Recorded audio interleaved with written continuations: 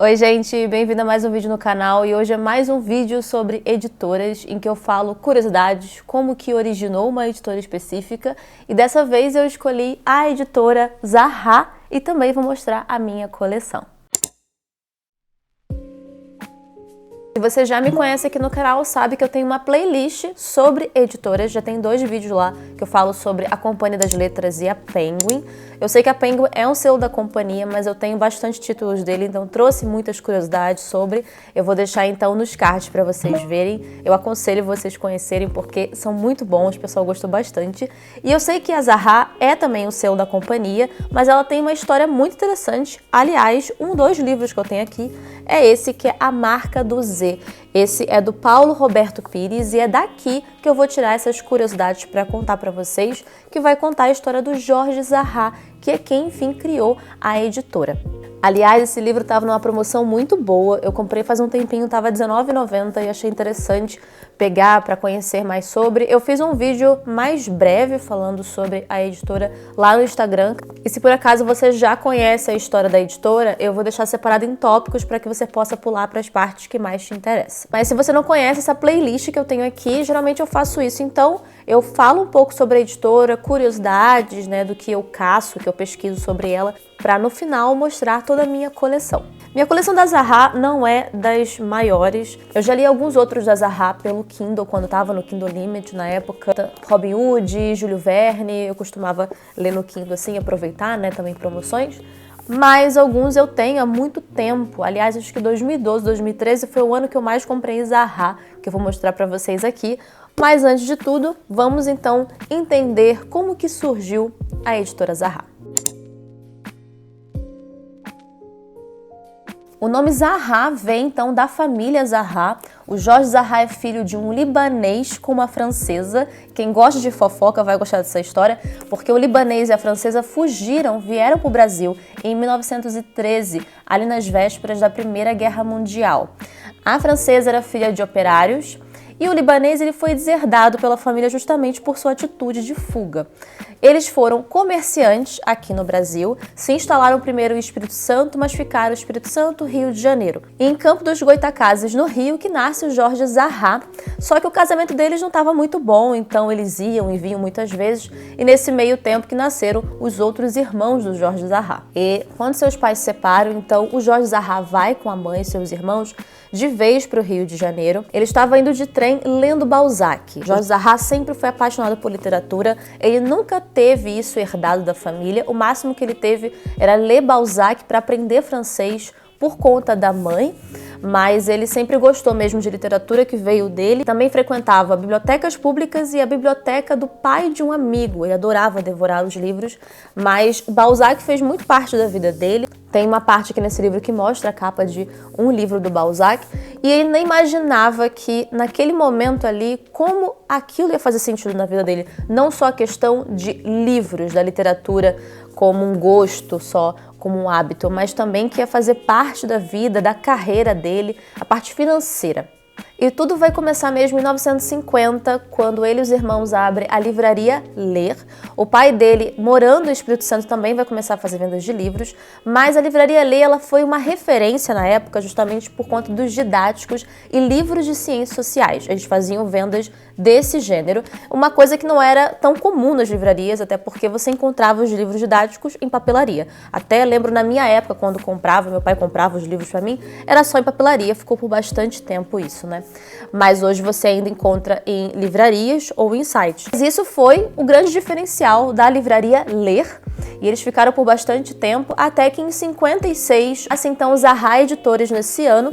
Então a primeira edição é o livro Manual de Sociologia, e pode-se dizer que Jorge Zahar foi o pioneiro desse gênero aqui no Brasil. A capa desse livro faz uma referência ao estilo de capa que era os designs de capa da editora Zahar, lá do início, né, dos primórdios dessa editora.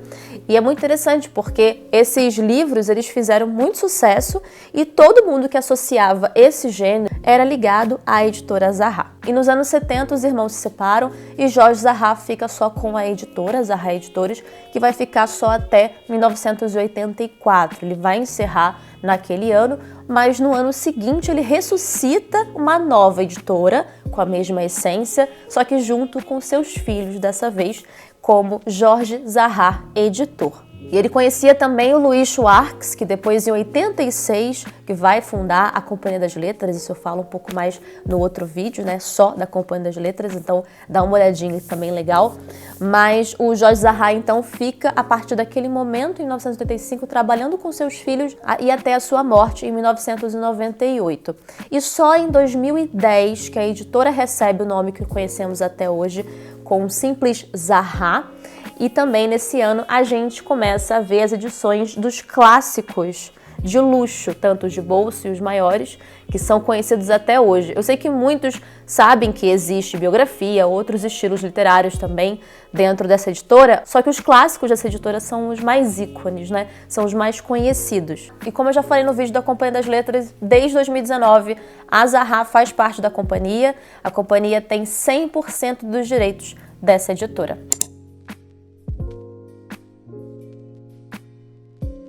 Vamos ao que interessa, então, que é mostrar a minha coleção.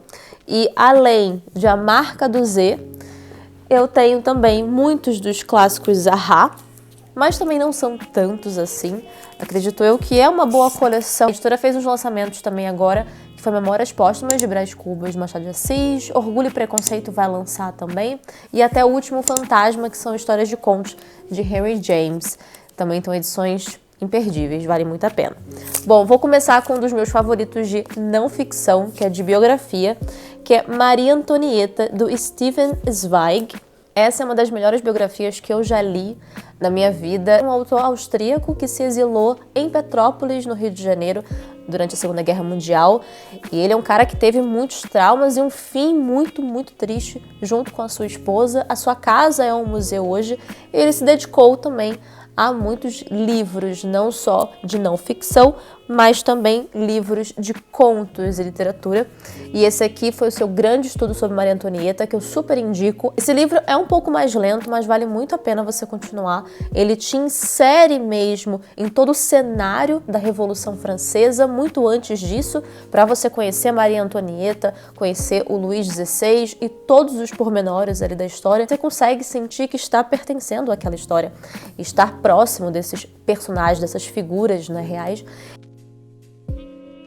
E por ele ser também um escritor literário, ele consegue trazer muito bem isso aqui, mesmo falando sobre algo real. E o outro dele é esse, 3 novelas femininas. Esse eu não terminei, só li os 2 primeiros, que é Medo e Carta de uma Desconhecida, e o outro 24 Horas na Vida de uma Mulher. Essas edições de Stefan Zweig são ótimas. Eu quero depois, no futuro, adquirir a autobiografia dele para também fazer essa coleção nesse estilo. É uma edição bem simples. Tem orelha também, algumas fotos e ilustrações na edição da Maria Antonieta, mas é uma edição mais clean. Eu gosto muito disso nos livros da Zahra. Agora, passando para os livros clássicos, eu já vou mostrar os 2 únicos que eu tenho, que são 2 grandes, porque o restante que eu tenho é de bolso. Vou mostrar um dos meus primeiros livros dessa editora, que eu adquiri no ano mesmo que tinha lançado, em 2012, que é o Persuasão, da Jane Austen. Eu lembro perfeitamente quando eu ganhei esse livro e lembro que eu estava na minha fase de ler Jane Austen, depois que eu li Orgulho e Preconceito, Razão e Sensibilidade, fui seguindo,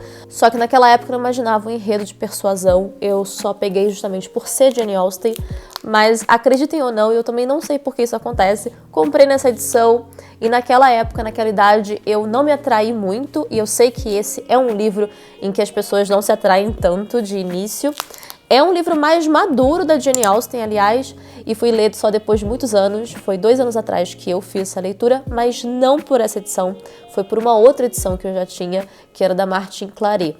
Mas ainda assim eu gosto de ter, porque eu acho que é uma edição mais rara. E gosto de ter também a minha primeira aqui, né? Uma das minhas primeiras. Mas é uma pena que eu não li por aqui, tem notas de rodapé. E as edições grandes da Zahra são muito boas porque elas têm apresentação. Isso que eu acho legal. E também fala um pouco sobre o autor. e algumas têm cronologia, coisa que é diferente das de bolso, que tem no máximo uma apresentação e depois já parte para a história. E nessa edição tem duas novelas que não foram terminadas, que é o Lady Susan e Jack e Alice. E o segundo dos grandes é o Jane Eyre, que eu já mostrei aqui no vídeo de calhamaços, que é um dos meus favoritos de calhamaços, livros clássicos em geral, da Charlotte Brontë. Esse é um clássico da vida, é um clássico que todo mundo deveria ler e também começar a ler, pode começar por ele. Esse livro ganhou recentemente uma versão de bolso, que também tá bem bonita, mas a minha favorita é a grande. E eu sempre vou elogiar essa edição e principalmente esse livro por ser o primeiro livro das irmãs Brontë que eu mais gosto e também por ser a irmã número 1 que eu mais gosto. Espetacular, gosto muito também do design. Pode ver pelo cabelo que ele continua em chamas, que tem tudo a ver com o acontecimento no livro. Então faz todo sentido esse design gráfico da editora. Gente, sério, vale muito a pena. Eu, se pudesse, poderia falar várias vezes sobre Jane Eyre. Não me canso nunca. Agora as versões de bolso, vou pegar uma das mais antigas aqui também, que é o Conde de Monte Cristo, que aliás foi muito comentado por vocês lá no vídeo também de calhamaço, que foi uma das leituras de muitos e um favorito de muitos. Não é meu favorito, é um dramalhão, um novelão, né? Mas merece ser lido sim, ser conhecido, acho que vale a pena. Eu não sei se um relançamento que a Zaha fez dessa edição fez alguma diferença, porque esse aqui que eu tenho, as folhas são em branco, tem um fitilho também para separar, e a folha ela tem uma textura de papel de bíblia, sabe? Então não sei se tá a mesma coisa, se eles fizeram uma nova edição, uma atualizada, mas ainda assim é um livro de quase 1.700 páginas, mais ou menos. É realmente o calhamaço e vale muito a pena. E esse do Monte Cristo, então, do Alexandre Dumas, tem apenas uma apresentação e seguindo, então, com a história. É um livro bem fácil de ler, vou ser muito sincera. Ele não é difícil. Muitos se assustam também por conta do tamanho, mas eu acredito que não precisam ter medo. Ele é bem tranquilo de ser lido e vale muito a pena. O próximo foi um recebido do ano passado, foi um dos primeiros recebidos que eu tive da Companhia das Letras. Esse é o Arsène Lupin 813, do Maurice Leblanc, mas eu vou ser muito sincera, eu não curto muito Ladrão de Casaca. Eu sei que tem uma série mais moderna sobre o assunto, mas eu não curto muito, eu prefiro o Sherlock Holmes. Eu sei que eles são antagonistas, tem até o Sherlock Holmes, que ele teve que trocar as letras para não ter que colocar o Sherlock Holmes mesmo na história. Mas esse aqui é um outro volume. Eu acho a edição muito linda. O que eu acho legal na editora Zaha é que toda a edição ela é muito convidativa, porque é muito confortável, fonte, o papel. E realmente, se você não gosta muito da história, pode ser que você se atraia só de pegar e ter a experiência de ler com essa editora. Então, talvez um dia, quem sabe, eu leia, mas eu não tenho essa vontade de sair correndo para ler esse livro. E seguindo, temos Corcunda de Notre Dame. Esse também tem uma versão grande, né? Tem a versão maior dele. Mas eu não terminei o livro, eu parei na parte 3. Eu quero um dia continuar esse do Victor Hugo. Eu gosto muito sobre a descrição em si da catedral, igual em O Nome da Rosa, que também tem uma cena assim bem descritiva, mas não terminei. Então, é um outro clássico que eu preciso terminar, mas não tem nada a ver com questão de não ter gostado. São as coisas da vida, né, de leitor. O outro é o Drácula. Esse, aliás, eu li, só que eu não li nessa versão. Eu comprei mais porque ele estava muito barato na livraria, estava uma mega promoção por R$17. Isso foi há 5 anos atrás. Acho bem difícil isso acontecer de novo. É um livro que um dia eu tenho vontade de pegar de novo para revisitar. Tem muita coisa que provavelmente eu não lembro, mas a gente fica tão saturado por conta das adaptações que a gente já viu, que a gente sente que já conheceu, né? Que é uma coisa que eu quero falar um pouco lá pra frente, quando eu pegar um outro livro aqui. Essa saturação de adaptações desses clássicos, elas podem distorcer também a nossa ideia sobre aquela história real. Aliás, não, tem 2 livros sobre esse assunto que eu vou falar um pouco mais pra frente, mas tá aí Drácula, e essas versões que eu tô mostrando de bolso sempre entram em ótimas promoções. E está também na promoção do Prime Day, tem coisa que já está com essa oferta, que eu sei que o Prime Day vai só ser no dia 11 e 12, mas já tem livro com esse preço. O próximo é Júlio Verne, que é Viagem ao Centro da Terra. Esse livro é ótimo, principalmente para começar a ler Júlio Verne. Eu já tinha lido outras versões dele de sebo. Esse eu não comprei. Na época, quando eu trabalhava na livraria, eu consegui pela minha pontuação de vendas, que é uma coisa dos funcionários mesmo da livraria, que a gente consegue pegar e resgatar em livros. E um deles foi, então, esse que eu resgatei. Só que durante a leitura, eu não imaginava que eu ia encontrar isso. Um erro de editora. Pois é, ele já veio assim. Então você puxa aqui, ó, tá todo errado, meio estragado, né? Meio não, né? Tá estragado, mas a edição é linda, tem também ilustração e não estragou a minha leitura, né? A folha tá estragada, mas a minha leitura em si, ela não estragou. Eu não tinha como trocar isso justamente por ter resgatado o livro, mas acontece, né? É muita produção e sempre um vai sair errado, sempre vai ter o azarado. Próximo é um grande querido, que é O Jardim Secreto, da Frances Burnett, que, aliás, ganhou muito dinheiro na época por causa desse livro, e A Princesinha também, que é lindíssimo. E a Zahra podia fazer a edição de A Princesinha, porque eu amo essa história. Eu adorava indicar esse livro na livraria quando eu trabalhava para as crianças e também pré-adolescentes que queriam começar a ler clássicos, ou quem sabe, adultos. Mas é história linda, até do filme, se você é da mesma época que eu, assistiu na sessão da tarde, O Jardim Secreto, diversas vezes, eu adorava. E ele tem muito suspense, né? Não é só sobre amizade e não é só sobre as descobertas, mas também o suspense que está intrínseco ali naquela história. Mas O Jardim Secreto é aquela velha e famosa história sobre a Mary, que fica órfã. Ela mora na Índia, na época quando ela era colonizada pela Inglaterra. Ela perde os pais devido à epidemia de cólera e vai viver com seu tio numa casa enorme, mas ela quase não vê o tio, ela vive mais com os criados e uma menina super mimada. E ela descobre então esse jardim que está abandonado e vai tentar descobrir o porquê ele está abandonado. Mas o mais legal de contar essa história para as crianças é na parte que eu falo sobre o primo dela, que mora também nessa casa e que ele não vê a luz do dia. E por que ele fica trancado naquele quarto, né? Qual é o mistério dele? As crianças gostavam dessa parte e era a chave também para elas quererem pegar e ler o livro. Era muito divertido. Um dos momentos que eu mais gostava era indicar livros para essa idade. Eu gostava muito. O outro também é o meu favorito, já falei outras vezes aqui, e também para fazer meu trabalho de conclusão de curso da faculdade, que é então Frankenstein, da Mary Shelley.